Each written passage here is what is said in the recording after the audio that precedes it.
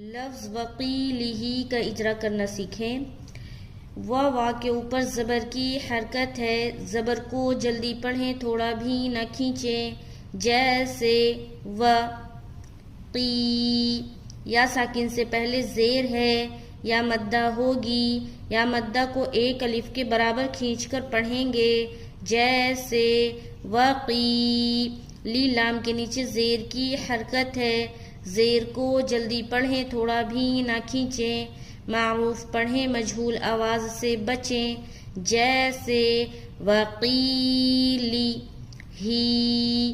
ہا کے نیچے کھڑی زیر ہے، کھڑی زیر برابر ہوتی ہے یا مدہ کے، کھڑی زیر کو ایک الف کے برابر کھینچ کر پڑھیں گے، جیسے وقیلہ وقیلہ۔ قی میں اور ہی میں کھینچنا ہے۔